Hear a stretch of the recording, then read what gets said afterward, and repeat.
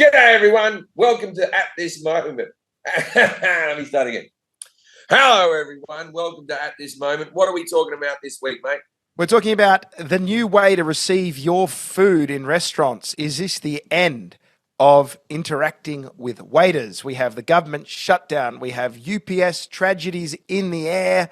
And how do you learn about your news? We discuss all those topics and more. But Jim, we are on the road, you particularly in the UK. Tickets still available for Europe and UK on jimjefferies.com. Anyone specifically you'd like people to come to?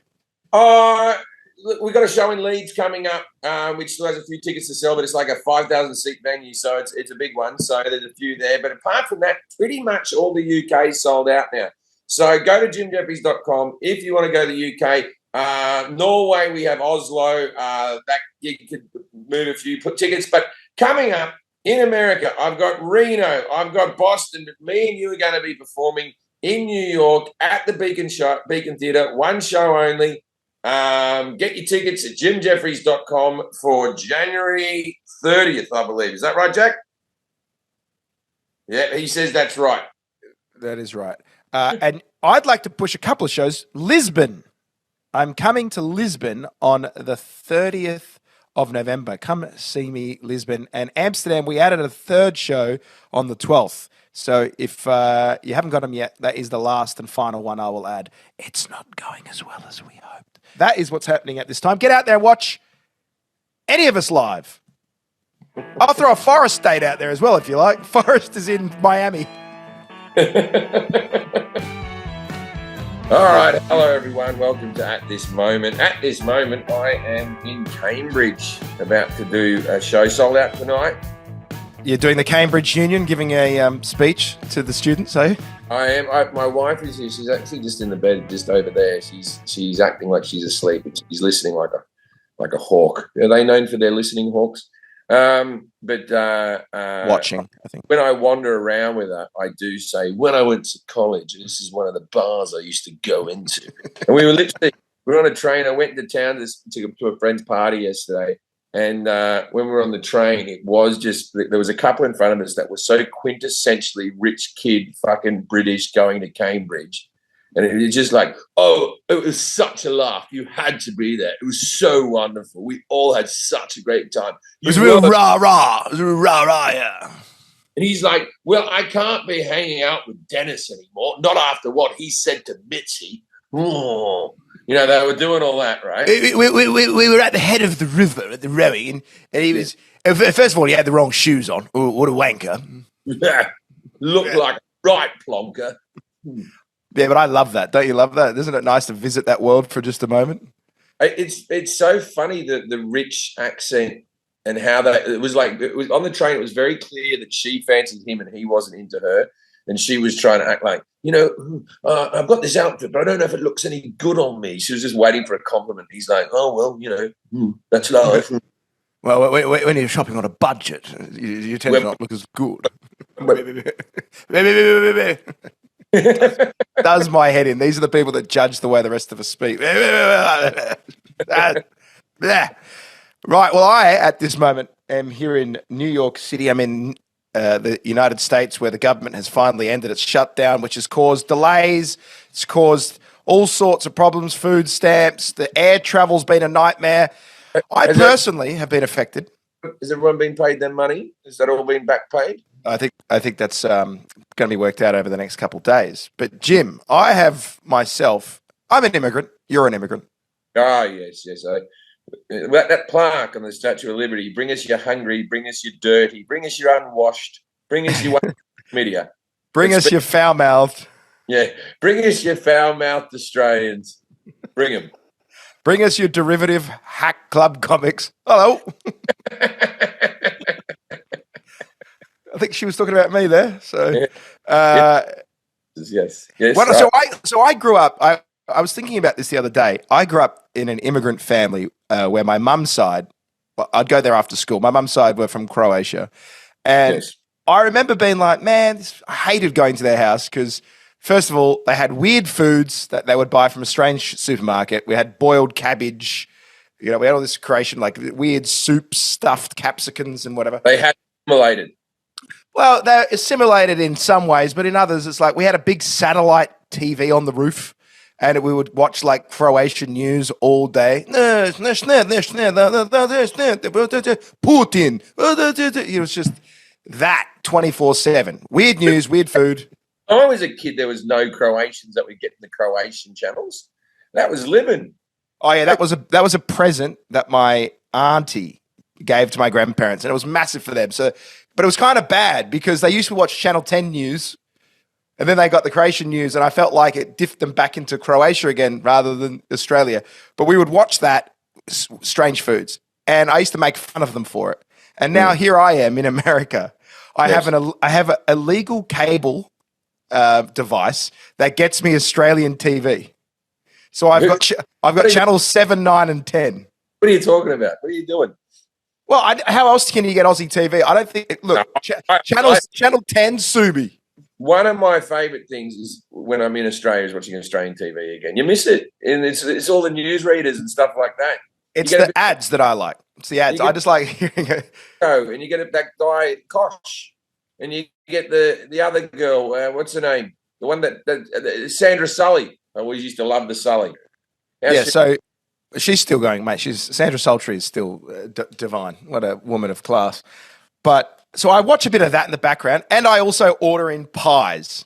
Now, I've learned how to make sausage rolls out of necessity because I can't buy them. I want to give a little shout out. We came down through Cumbria to drive down here from Scotland. We stopped at the T-Pain gas stations. Have you ever stopped at the T-Pain services? Are we talking about the American rapper?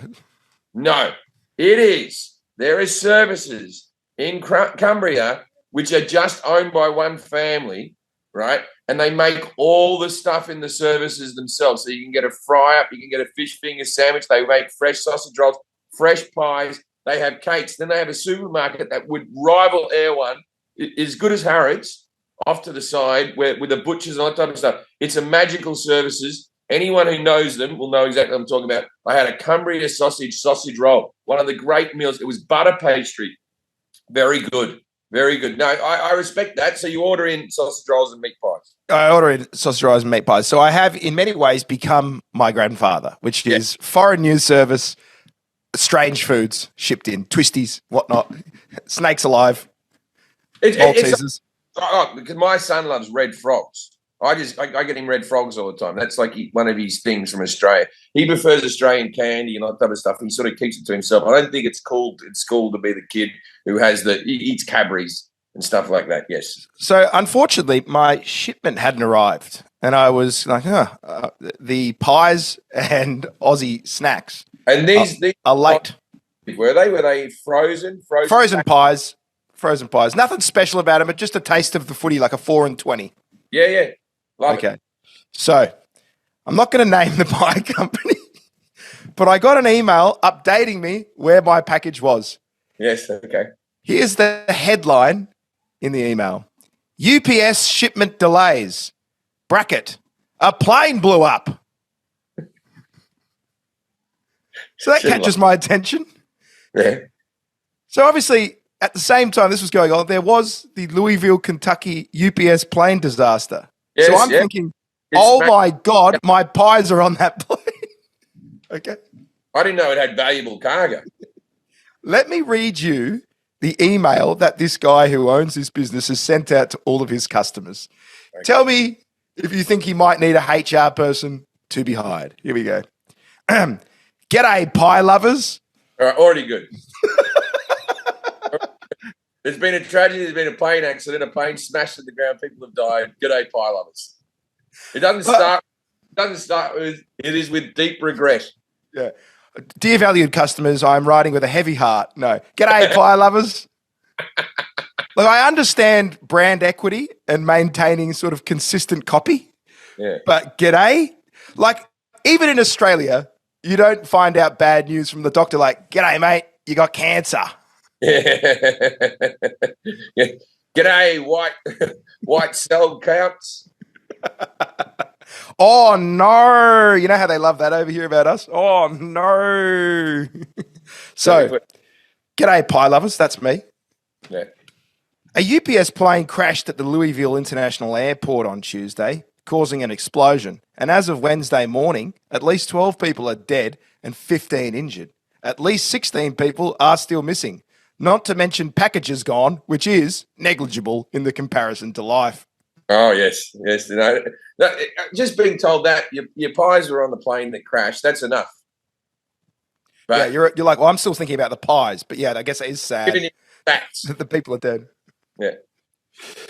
But I know you spent your hard-earned pie money and you want your tucker.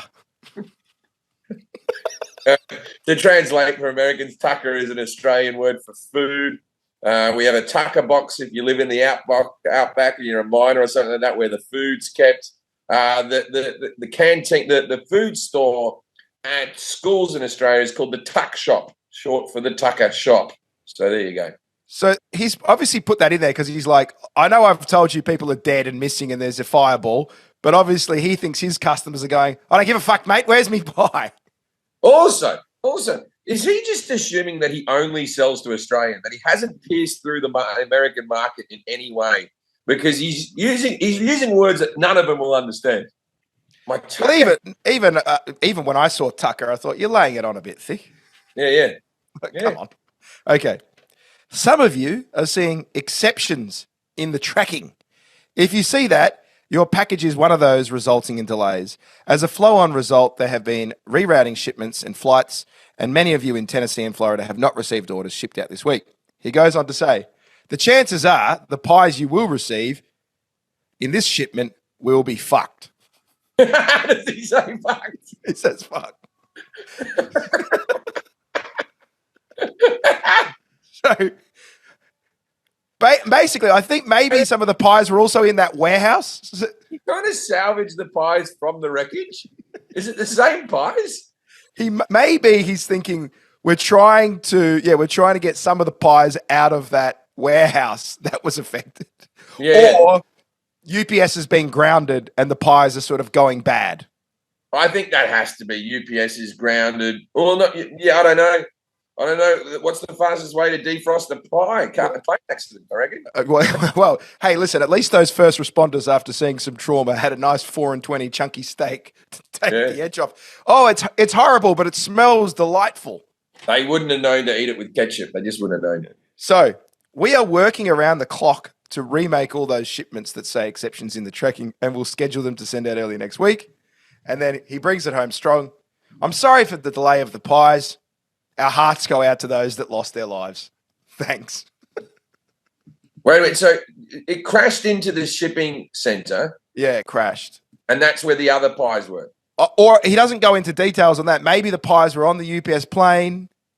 I believe they're on the plane. Or it's just that the supply chain now is completely, as he would say, fucked because they've grounded all of the things. And what I loved about this is, do you know how many times, Jim, I have spoken to people in the corporate world and I go, what do you do for a living? And a girl's like, I work in HR. And I go, What a pointless job. Needless. Like, you get in the way of business by being like, we need to make it politically correct. No, they really are HR people. They really are a big waste of time. Well, they're difficult. Whenever you say, I always like, because I've only dealt with HR when I've worked on TV shows. This, like my company right now, it's just me and Jack gets sexually harassed all the time, don't you, big guy? I do. All right. That's compliance. That means he's up for it. Anyway, but I've met some nice HR. The thing about HR people is when they meet you, they always try to act more friendly than they are. They're like this, I know you're going to hate me, but I'm actually a bit of fun. They're like the teacher that comes in like, I am in control of the class, but I do things a little bit different around here. Yeah, they're the prison guard of the office. Yeah. You don't have to. You treat me with respect. I'll sneak you a couple of cigarettes. Like, let's come on. But obviously, this is a family-run small business, right?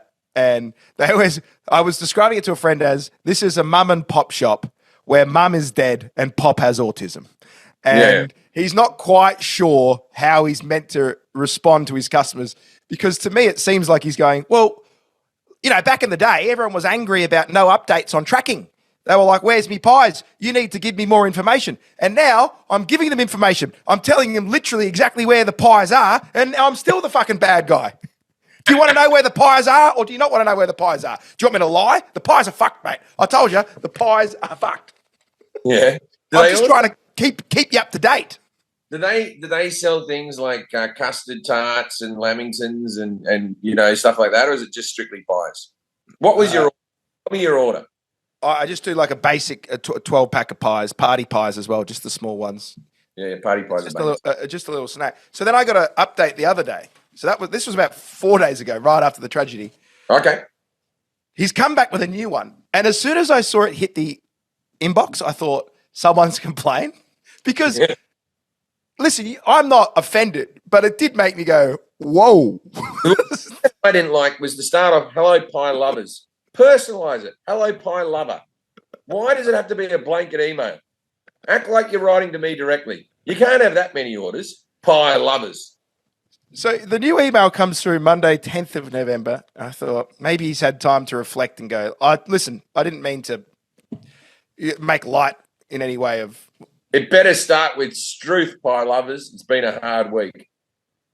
G'day, pie addicts. No.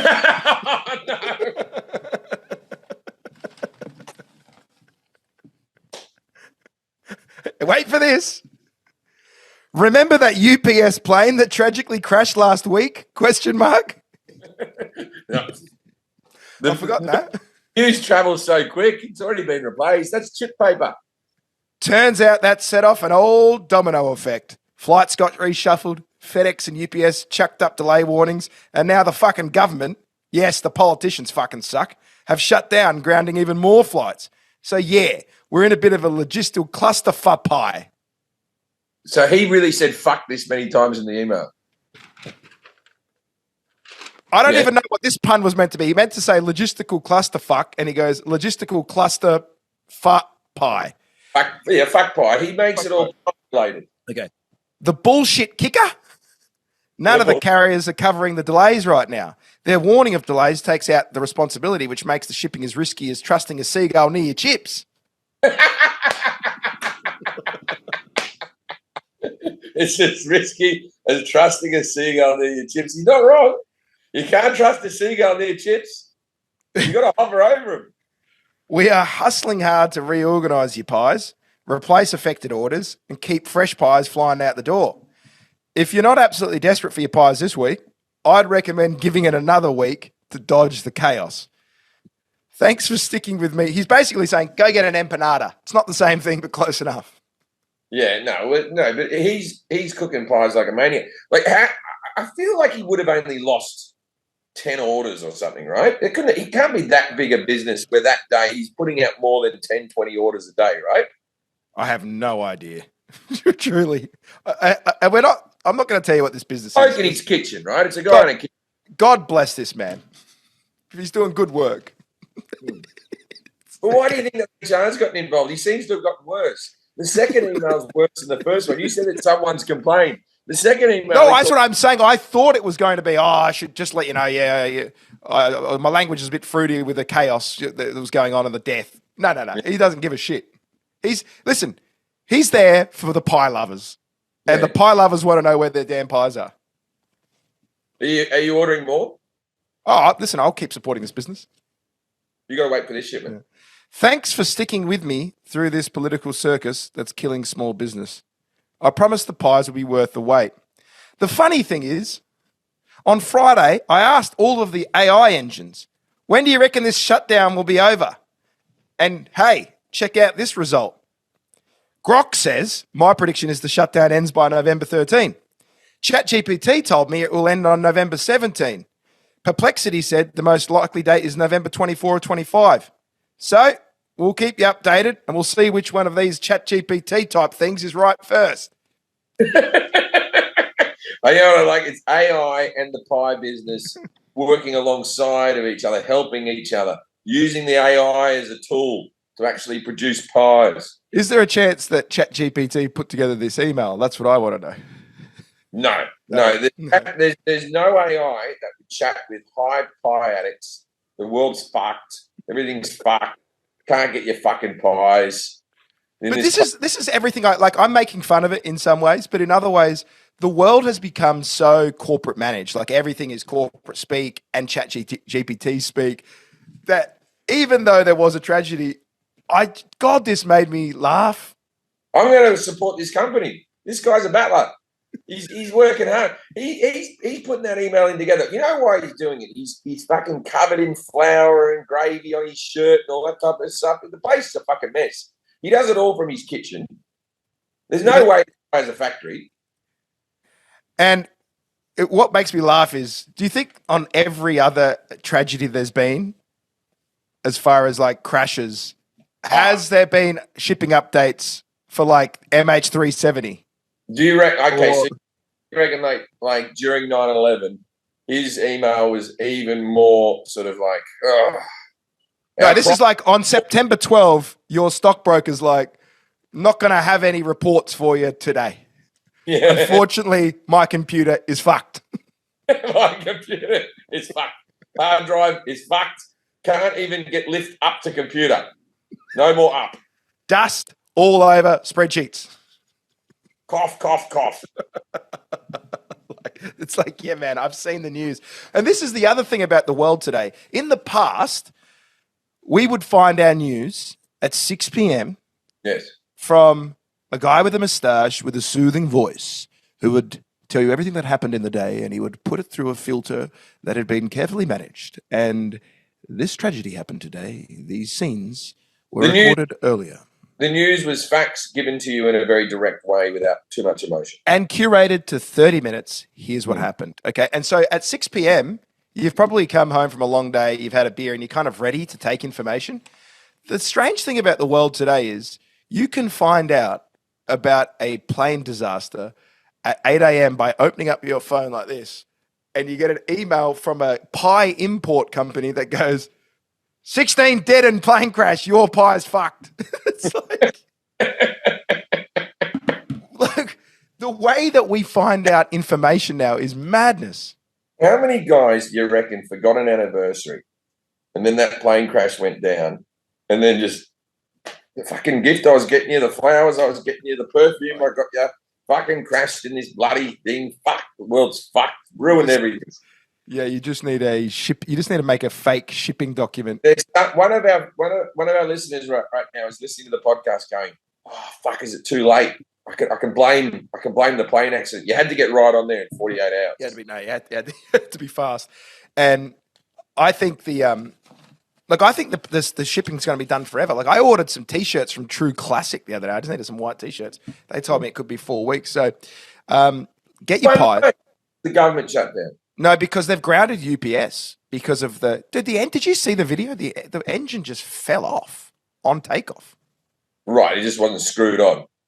It seems like it wasn't screwed on properly. Also, I mean, we're not air crash investigation, but it fell off. As simple as that. You know, one time I was standing the one time I did the Melbourne Comedy Festival, I was standing out in the street, and this fucking car came down, and the wheel just came off the car, and the car just went onto the three wheels and started grinding, and fucking sparks were coming out, and then the wheel went down the road. And it went into traffic, and cars started pow, pow, pow, pow, pow, smashing into each other, right? And this was all because the guy was just like, I just came from the tyre place.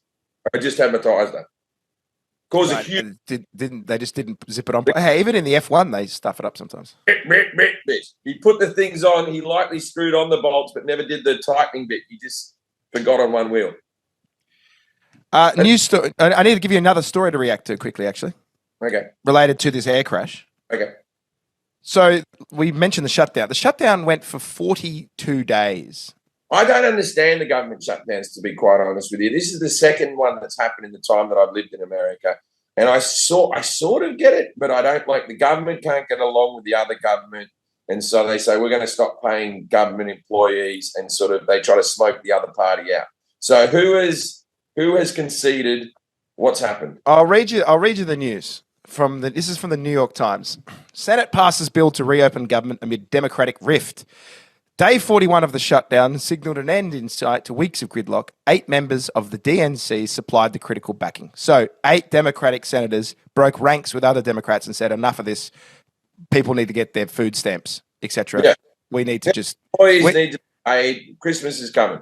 Christmas is coming. People need to get moving around the country. It's scary for people right now to be... I don't know if you saw all the viral videos of pilots talking to the passengers being like, I know you're scared.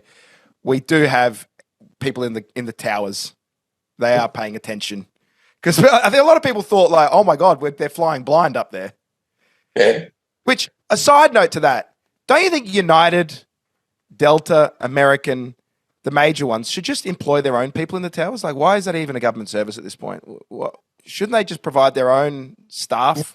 The idea is that you have government oversight, so there's rules and regulations that have to be followed, but you could still give rules and regulations to these people that have to be followed. There has to be a certain amount of people employed, a certain amount of people on shift. They have to have a certain qualification. This, that, and the other. But yeah, do you remember earlier when, like, I think it was like 3 months ago, we found out that Newark Airport's safety computers were running off a 3.5-inch floppy disk? Yeah. Like, it's only that little. It's a little circular blip thing, and the thing coming in. Yeah. Like, I feel like there should be some private money that they are forced to pay to update it themselves. Yeah. But have a tower that has employees for United, American Airlines, Delta, Mexico, Air Mexico, whatever. You know what I mean? Like, you can't really do that, can you? They have to pay for access to the terminal, right? So they put in money to get a gate, and that's how they share the cost of the airport.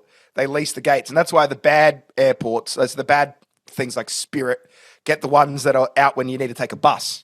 Yeah, way out in the boonies. You get on a bus, or you got to like get off on the tarmac and then walk in that way. Yeah, of course. Yeah, you get the good ones and the bad ones. Some airlines get their own terminal, like British Airways and Heathrow or whatever. Yeah, but it's still going to be the same tower. Doesn't matter what shitty gate you've got. Yeah, but so if they all put money in, then again, if you're flying Spirit, you'd be concerned that they're going to have one of those blind and deaf midgets that Trump was talking about. Yeah. They're one of those diversity hire air traffic people. They're out to get you. I think you know what I think would be an amazing experience. What would you think of this as an experience at an airport? I would love to have a fictionalized version. This might just sound like a complete loser's idea. I'd love to do like a 1-hour shift of working in the tower to see like how much stress that is. Like a simulator of that. I don't think it's any stress whatsoever. I don't think there's any stress until there is stress. And I don't think you know your stress until right before it happens. I think the rest of it is you're clear to go, you're this to go, you're that to go. If you could circle around the runways, I think it's pretty chill. I don't think it would be that stressful. It'd be stressful for that dude in Washington when the army playing. That guy wasn't having a good shift. He's just like, you open one Pringles container and you fucking on the bottom, or you shake it into your mouth. You know what I mean? That's what. I sound like such a cuck, by the way. I'm not like, I'd love to do a flight simulator. I'm like, I'd love to be a simulator of an FAA worker up in the tower. I think you could get that done pretty easily. I think you could train up for it. You're smart enough. Once you've got your green card, once you're married and you become an American citizen and the comedy dries up, you can do it every day if you want. I reckon you're qualified enough to do it every day. Yeah. Well, there's also a lot of, in America, they're always doing jokes and stuff like that on the air. Have you ever had a hostie that does like gags? The one that gives it, like the one that lands in Las Vegas goes, "Welcome to Las Vegas." Oh, like that, right? And we're going to be, we're going to be flying up here. And if you want to go through the exit, just go through the hole in the side of the plane. Right? Yeah, all that. Yeah, I've seen them. I've been on enough flights to know that. Yeah, that could be the end of my comedy career, is I just sort of just get it out by videos of when like someone's pushed their child, like the flight's been delayed, and then the child gets up and sings a song through the fucking speakers. Oh, that's the worst. When it turns into young talent time up there. Yeah, and everyone has to clap like it's a fucking kid singing a song down a tannoy. Yeah, that's unpleasant. I've been in that situation. I've seen it online. I've actually sat through it. I just, it's funnier to me when they're just nasty, like the ones in Europe. I mean-spirited air stewardesses in Europe. Oh, the worst, aren't they? Yeah, no, they don't like you. When you come on, Forrest could never handle them. Forrest would lose his shit once a European tour because his customer service from America was taken away from him, and it was not good for his brain. He was like one of those robots. Why are you bullying? Why are you telling me off? I'm just trying to put my bag Do you up. need seatbelt extender? He's yeah. Is there anything that I've never gotten to the seatbelt extender stage, but it's not. I'm not far away from it. I've used plenty of seatbelts at full extension, but I've never used the extender. The extender is you really got to look into your life. You've gone too far. I just remember one of them said it to him in a really mean tone. He's like, in America, they'd come up to you quietly and they touch you and they go, "We can get you the belt, sir." He's like, in Europe, they make it out like I'm a goddamn horse in a stable. Yeah, they're exactly the same as the hand luggage, where you put the hand luggage into the little bracket to see if you can fit. They should have a chair out the front. You gotta fit the chair before you go. Whether you pay for 2 chairs, why not?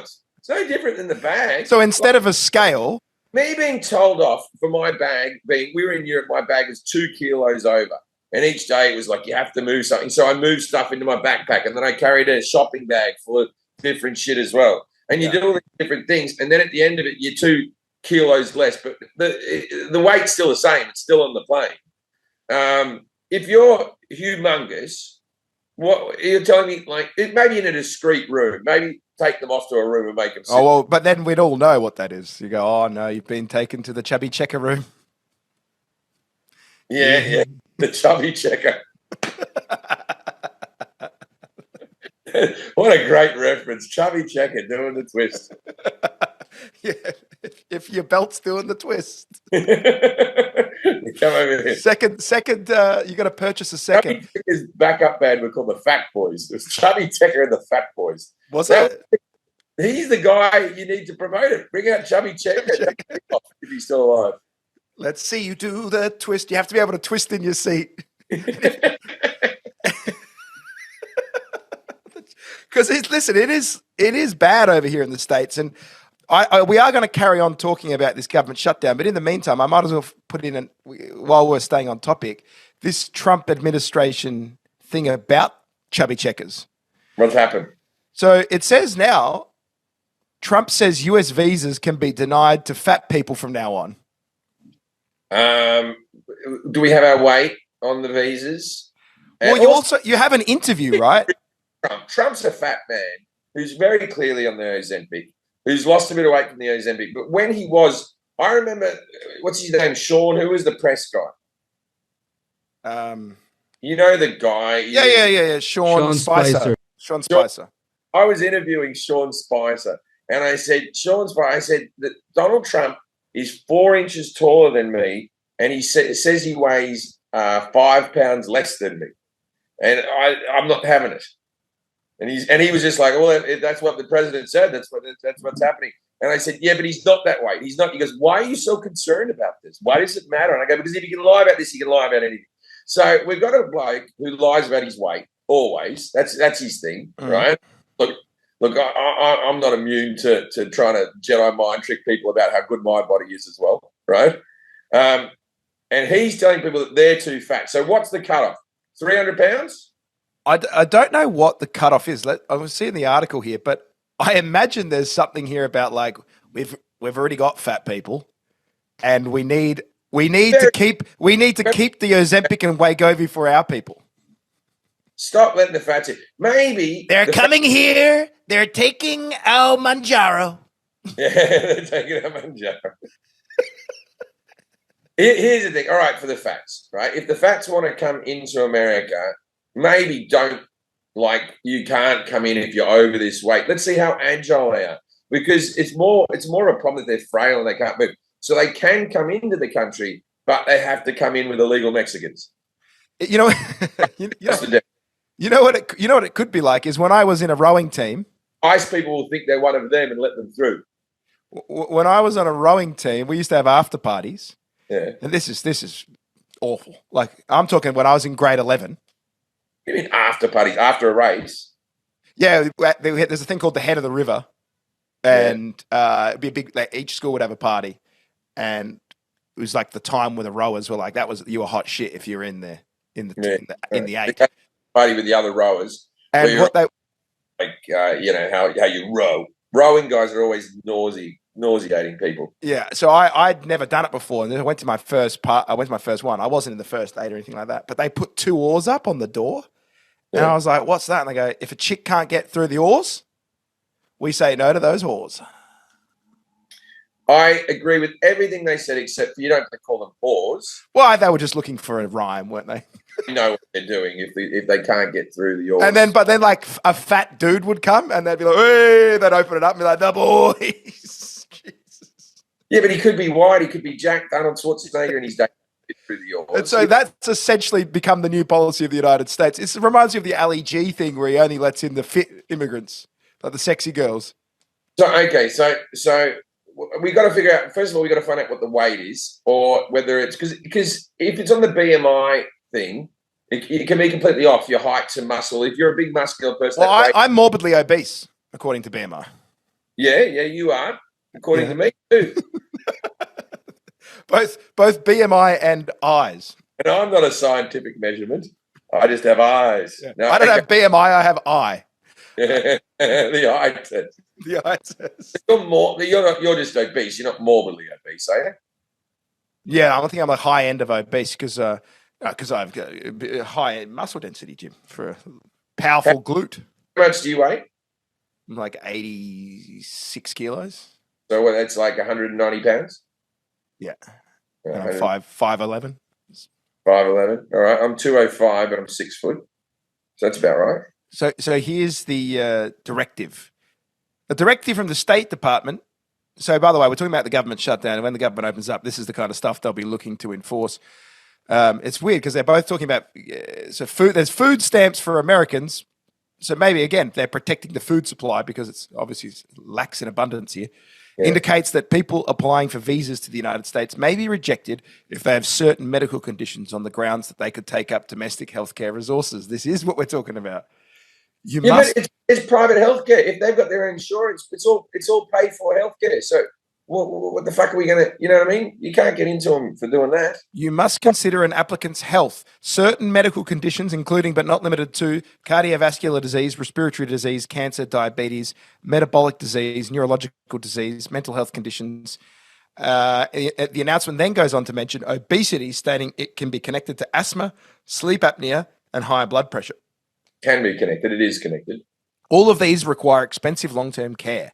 Does the applicant have adequate financial resources to cover the cost of such care over his entire lifespan without seeking public dollars or assistance in a long-time institutionalization at government expense? All right, but there's no government expense. You don't give us any health care. What are you talking about? There's no health care. No, there's no government health care. They'll say Obamacare or something like that. But if you're on a food visa, you can't use that shit. So it says here, denying fat people from the US because they might end up having health issues is incredibly broad, cruel, and unusual. Yeah, it also feels like a honeypot. It's like, where do fat people want to go? This is the country of the fat. I don't know what we're talking about. First of all, you think you would stop smokers, right? They're more unhealthy than the fat. Okay, every time I do a TV show, every time I do host something, I have to go do a medical. And in that medical, they ask you questions where if you have to answer every. All we're teaching people is to lie, right? All we're teaching people to lie. It's like when you come into the airport on the note, have you ever been a terrorist? There's no terrorist that ticks the yes box. No. Were you involved in a genocide? Yes. But yes. I was, listen, how involved? I did the admin for the hoodies. I was on the other side. I was on the other side. Oh. Yeah. All my family's dead. I was super involved. I pushed some papers, but you can't get more involved. Because that's the other thing is so this is up to one, because I've gone for visa, so have you.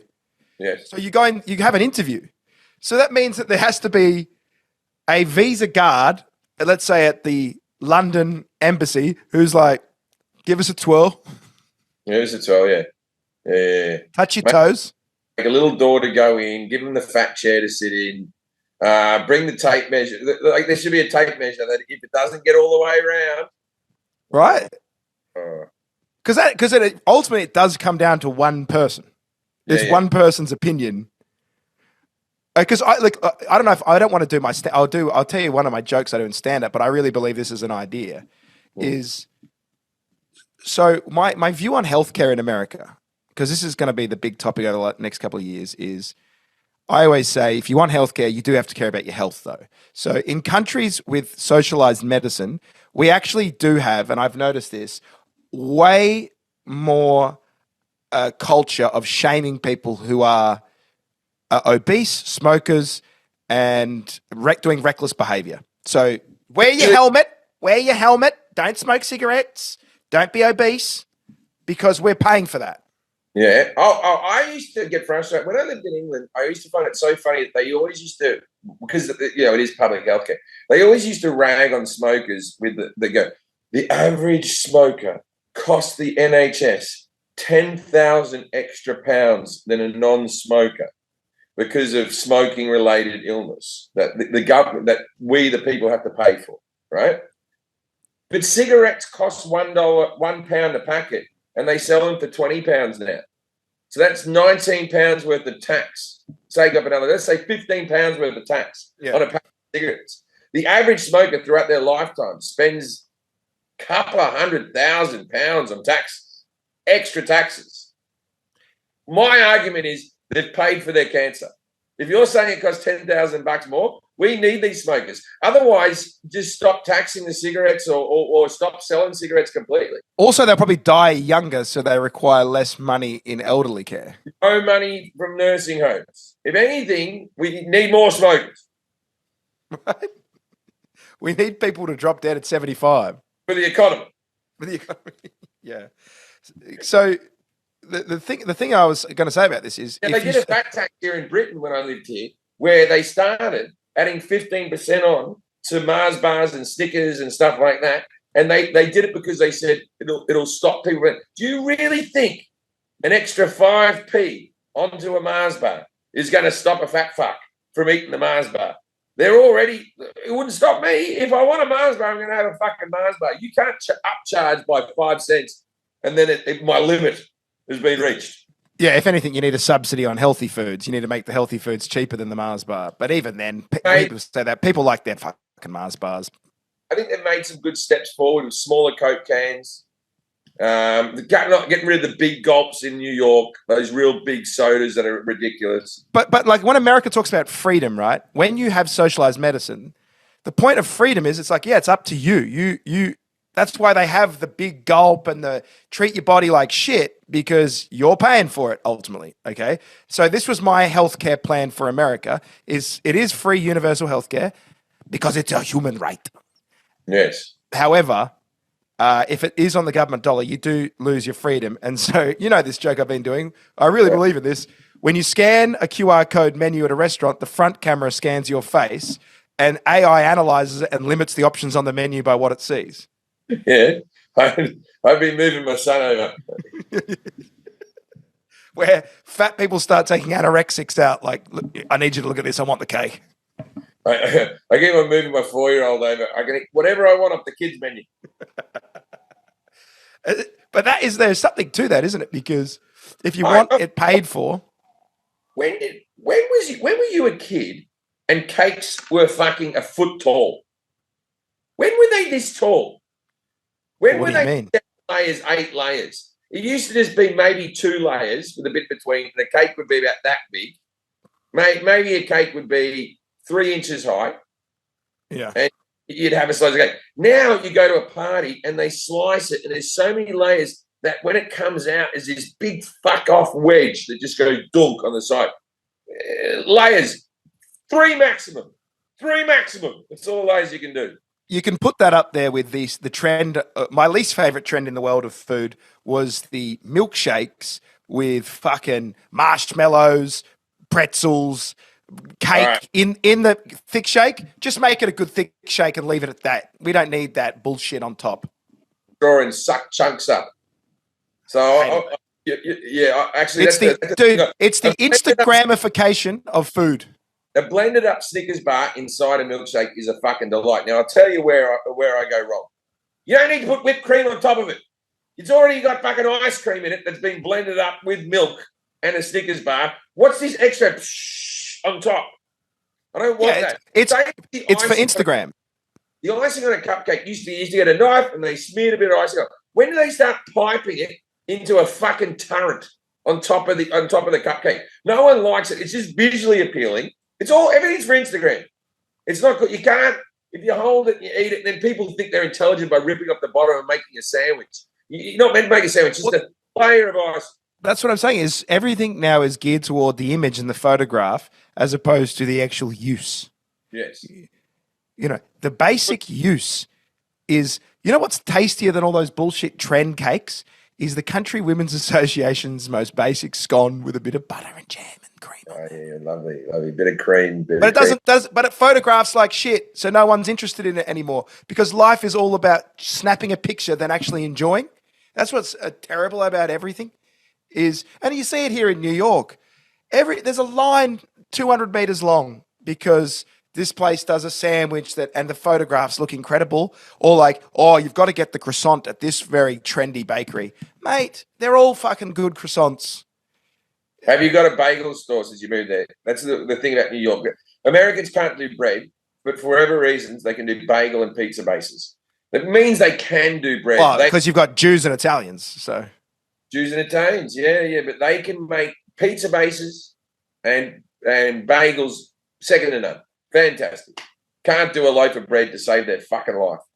Yeah, look, big shout out to Apollo Bagels down the road from me. That's where I go. We actually have, but there's lines miles long for all the hot ones, and the business. Actually, I've got a few businesses I'll pitch you. Yeah, this conversation's gone off the rails. Okay, so my first one is something that pisses me off about America. Talk about having a low trust, non-socialized society. Have you ever walked around in an American city and you need to take a piss? Yes, I have. Yeah, that's something I've done. Yes, need to have a piss. Where are the public toilets? They have those ones that just sort of clean themselves in New York, don't they?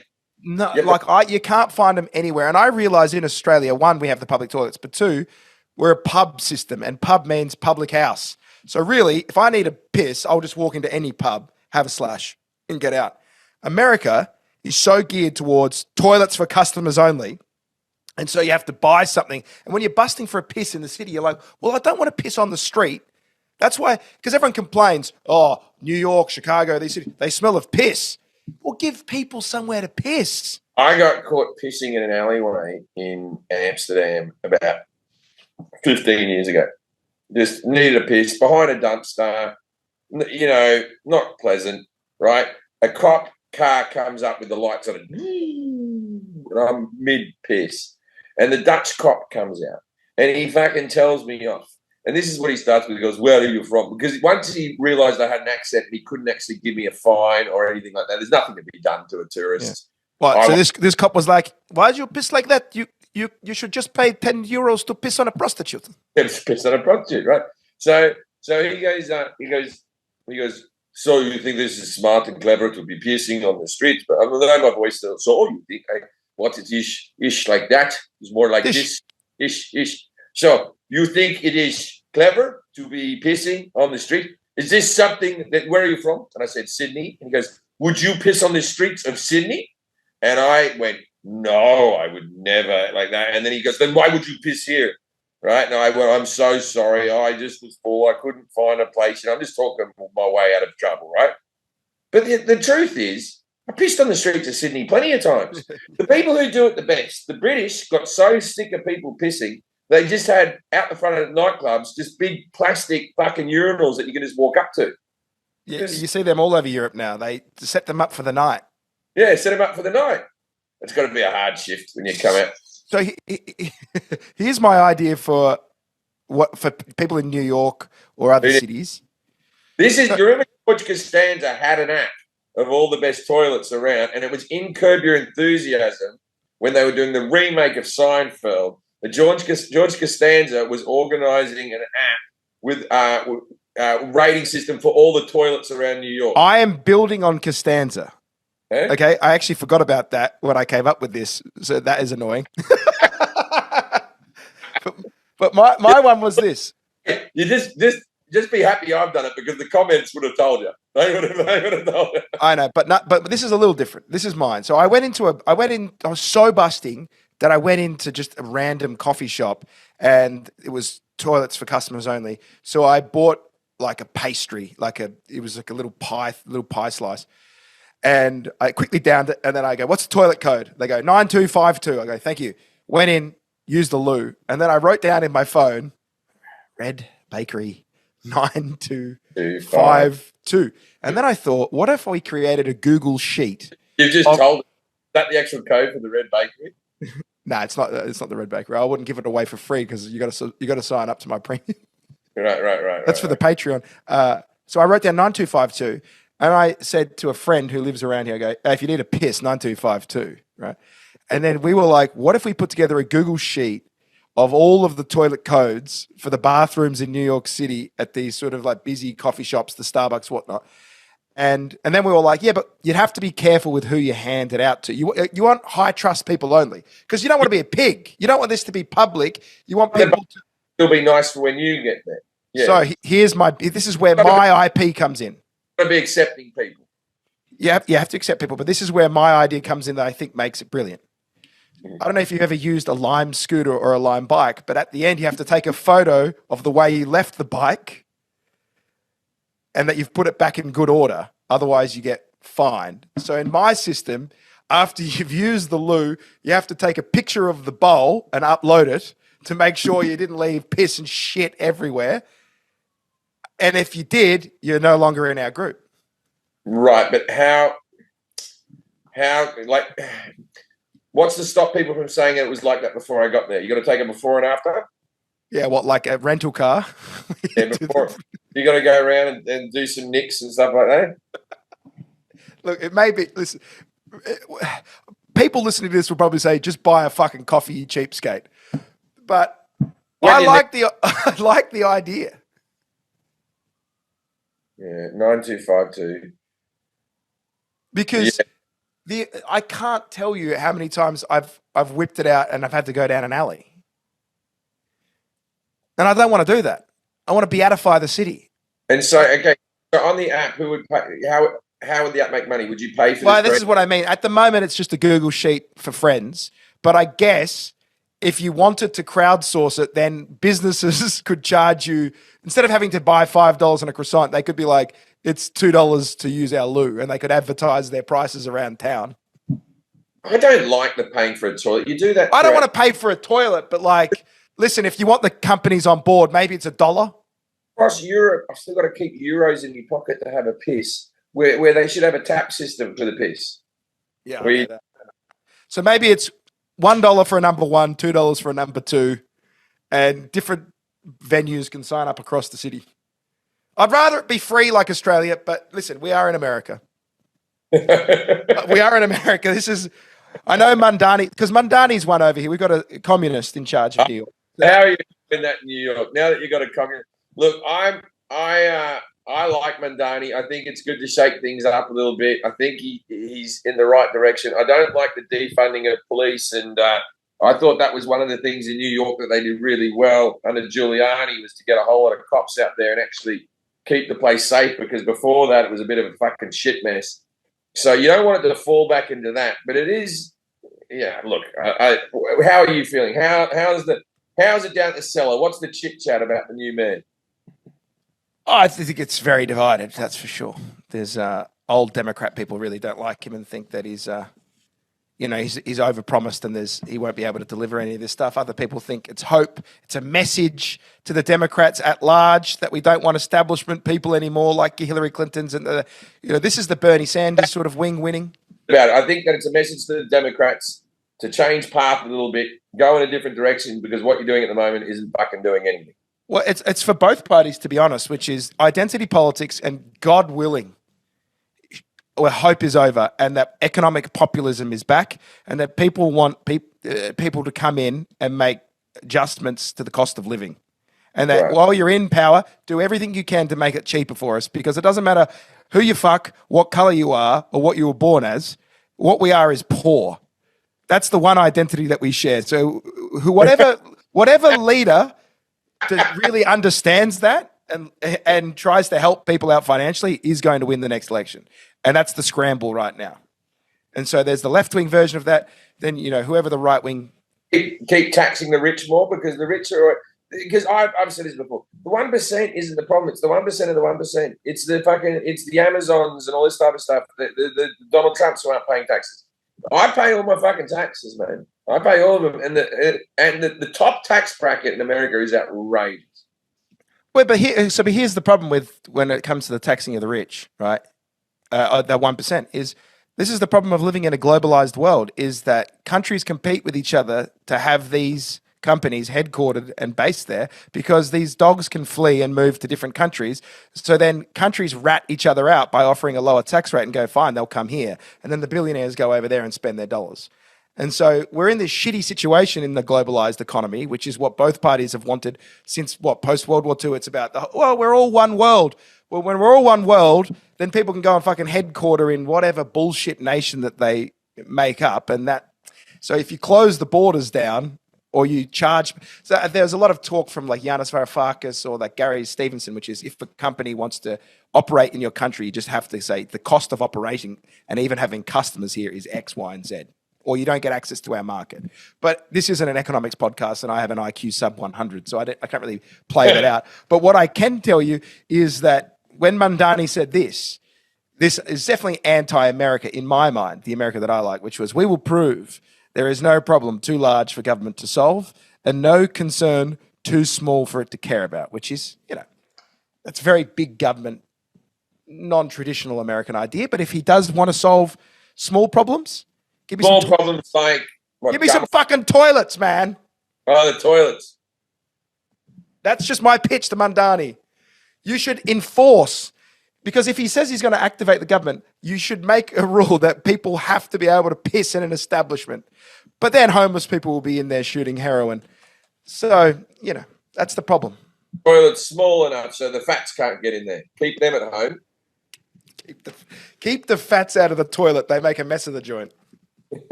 Well, when I used to do the health checks to get onto movies and stuff like that, you do a movie, they make you do a health check and they ask, have you ever had this? Have you ever had that? Have you ever had a condition? Have you ever done this? Have you ever smoked a cigarette? And I'm like, half the actors I met are fucking chain smoking.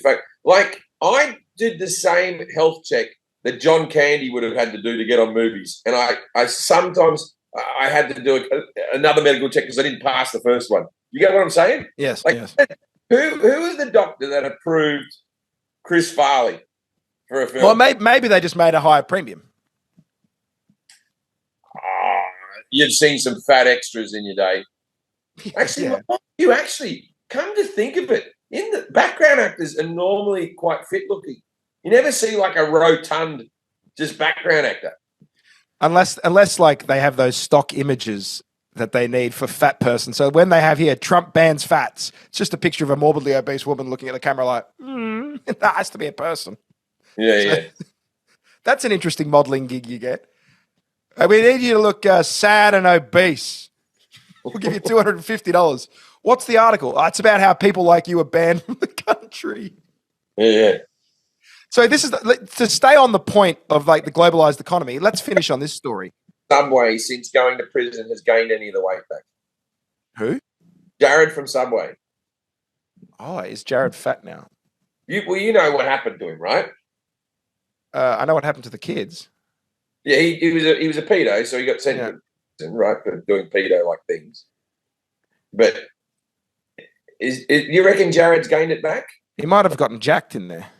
Yeah, but I'm just, for what point? He's in there for like 20 years, right? Is Jared from Subway, well, to defend himself because he's a rock spider, so I imagine people would try to beat the shit out of him, don't they?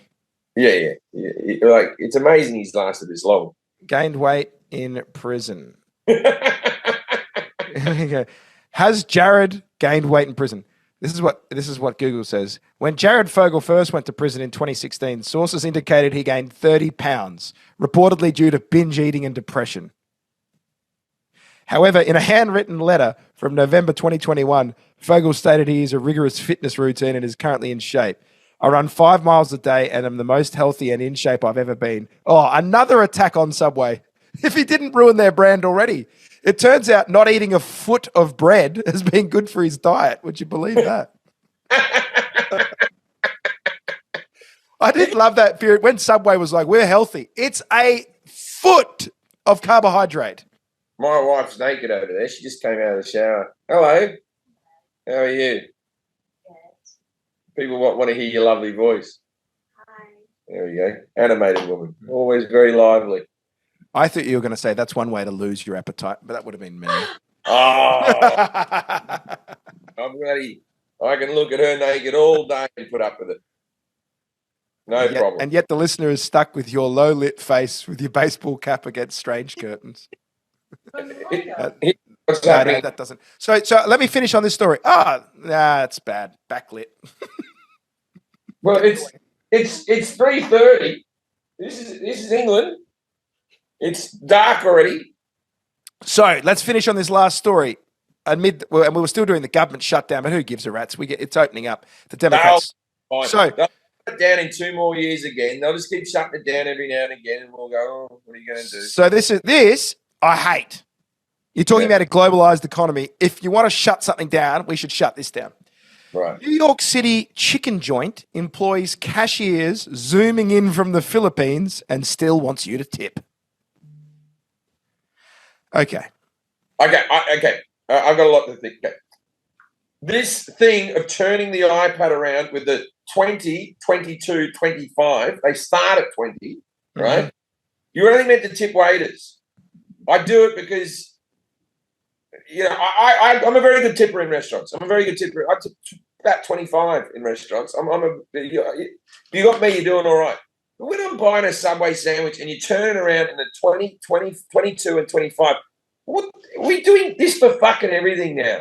Like every single fucking thing. I know, at the screen. And it used to be like 15, 18, 20. Yeah. And then they just bumped it. My weed shop, it's a shop. It's a weed shop. But when I buy my weed, I buy about $300 worth of weed at a time, right? I just go there, get my weed for a couple of months or whatever, or a month, right? Buy $300, and then they turn around. You want me to tip $60? Yeah. And I'm working in a fucking shop. I'll throw you $5 or something. But tipflation. That's tipping someone for buying clothes from them. They didn't cook the weed. It was the same as tipping at 7-Eleven. You know what I never also get is, when you go to a restaurant, you're like, okay. So let's say someone goes to a restaurant and it's a special occasion and they spend like $600 on wine and you pay tips on the expensive wine. And then like the waiter has made, let's say the check is $1,000 or something for some big dinner. And then the waiter has made like $250 for waiting on that one table. I always think like, is there a cap on how much your work was really like? We were in the restaurant for 2 hours. We're paying you $250. Yeah, but they are always a better waiter. You go to a Michelin-star restaurant. I know. But I'm poor, so obviously I'm not spending that. But I see rich people do that, and I go, wow, that waiter just made like $500 off you. I used to do the big tips, right? I still do. Sometimes I'll do like a $500 tip to a person or, a $1,000 tip. I've done that, right? And near Christmas or something like that. I only now do it to uglies. If you get a big tip from me, that's my opinion on you. You're there to support the uglies, are you? They're good looking and getting tips all the time. They're always getting compliments. You know what I agree with now? You want to talk about economic populism? When I think my credit score should be attached to my bank card, and when I tap it, it lets the system know that I'm broke. And it's like, this guy's adjust how much you want him to tip. The bank should give information like, this is a straw man. He's got nothing. I agree with if they aren't going to have a working wage and all that type of stuff, all restaurant receipts just at 18% across the board. Just so that we all know, we all get the same bill. So here's what's happening at this restaurant. Yeah. We can finish up. The restaurant chain in New York is outsourcing its staff to the Philippines using screens. Why the Philippines and not India? We always outsource to India. Is it because behind the counter the Philippines have a nicer voice? What is it? What is the Well, first of all, the Filipinos are pleasant and speak great English. But this is also selling ramen, so I guess they're like, and it's not Japanese. What do you think? My Indian wife is looking over. She's only wearing a top and no bottoms right now. But you said the Philippines are nice and pleasant, where the Indians are. Autistic men in a chat room. Yeah, okay. No, she's nodding along. She says you're right there. Oh no, she's going from side to side. That means she's confused or happy with you. No one's positive. No, I don't know. Like, what do you, the Filipino, like a Filipino waitress? Because that's why we outsource a lot of the call centers there, is because it is kind of like an American colony of sorts, right? Is the American bases are there and, hello, sir. So great to meet you. People are a very gentle, soft-spoken folk. I think Except for the men. The men are like hardcore, dude. That's why you got the Manny Pacquiao's from there, because they have Spanish blood. So they still have that. They have this like hot-tempered, like they have like a fighting streak to them, the Filipinos. So you go in, there'll just be a screen there. What's wrong with the machines? Like if you go to McDonald's and you press your burger and then the receipt comes out, why do we need them at all? Well, it says it's using hostesses on Zoom calls instead of in-person employees to greet customers. So you come in and there'll be like a screen. Hello, welcome to Sansan Ramen. The shop, which specializes in fried chicken and ramen, are taking advantage of the massive wealth gap between NYC, where the minimum wage is $16 an hour, and a Southeast Asian nation where the hourly pay is close to $3.75. So here's the thing. You can raise that. This is how fucking dog-like businesses can be. You can raise the minimum wage, and instead they go, okay, we now zoom in or get robots at $3.75 an hour. Fuck you. So that's like the hard thing in a globalized economy, is that people will just go, we'll just take advantage of people from this country. So why would you want to go there, by the way? I don't get that. Shop. What, to the chicken shop? Yeah, I don't want to support that. Fuck that. Good, the chicken. It depends how good the chicken is. If Kane's Chicken only gave me people from Lapland on an iPad, I'd fucking show up. From Lapland? Maybe that was about Sweden. Swedish girls, and you pay them double what the American girls get. I think the minimum there is about $60 an hour or something. Yeah, and you can tip them real high tips, and they'll do whatever you want them to do for the tips. It says, a reporter for the New York Post was greeted by Pi, a 33-year-old hostess who works from her living room in the Philippine city of Subic. You know what people call people who are fucked up? G'day, pie lovers. G'day, pie lovers. Oh, I'm a fellow pie addict. Pie maniac. This is a clusterfuck pie. She reckons she gets sometimes $40 tips. Yeah.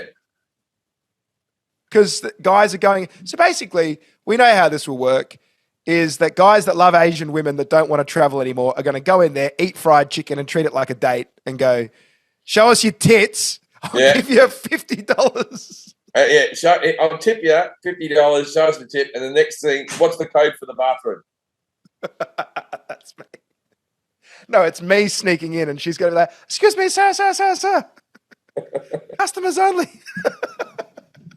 Very pretty woman, I'm just off for a wank. I'll be right back. I'll have the chicken katsu. I guarantee you these waitresses will be sexually harassed. Hey, sweetheart. You're telling me you're not going to... I went into a hotel and it was an Indian bloke on a screen, and he wasn't in America, and he was checking me into the hotel. That was a pretty rough hotel. That was somewhere in Florida. I did that. I think this is the way of the future. Like, it's no different from outsourcing call centers and just having people for customer complaints. Yeah, but I think, don't you want... When I go out to restaurant, don't you want the waiter that's coming around like... This isn't a coffee, sweetheart. This is a fast food joint. Unless it's a robot that comes up with their face on a screen. No, this is a restaurant. It's a sit-down joint. Yeah, but you still order at the counter. Well, yeah, there's not a person in there, but here's what they're saying, which is very true. It says today it's a Filipino woman behind a screen controlling the system, but it isn't crazy to believe that in the next 6 to 12 months it will be an AI avatar that does all the same things. Yeah. probably there will be a world where you'll go to KFC and they will just animate the Colonel, and you'll have the Colonel serving you every single time on a screen. I do declare, sir. No, I'd still want You would like the zinger box, would you, sir? Still want a hot chick in a sexy Colonel outfit from Halloween. There would be one. There's a sexy outfit for everything. Listen, Jim, you can pick your own person specified who serves you. She'll have the goatee, but she'll have a rig on her, I tell you. Or more than likely, it'll be like you can pick like Shaq. Celebrities, when a celebrity endorses the company, they'll be working at the store as an AI avatar of themselves. All right. Right? Or McDonald's will have the clown, or it'll have Ronald. It'll have Ronald. No, the restaurant's named after him. It was his family, Ronald McDonald. Yeah, and he serves you. That's the world in which we're going. And the thing is, people are so antisocial now and so freaked out about human cues that maybe people will like that. Here's a question for you. Do you reckon there's a Ronald McDonald in this world that isn't that clown? That's old enough before McDonald's. There would have been plenty of them before McDonald's. But since McDonald's has started, no one's named their child Ronald if their second name's McDonald. Well, the easiest way to do that is to go to Facebook. Right. Oh, yes, there's many Ronald McDonalds. That must be hard to pull. Ronald McDonald recently did a dog walk for a charity. Before cooking them all up in the... Yeah. All right. Well, I figure we should probably leave it there. You've got a big show today at the Cambridge Union. I do. I do have a big show. Okay, but remember, everyone, buy tickets to come and see me, Amos, at the Beacon Theatre, November 30th.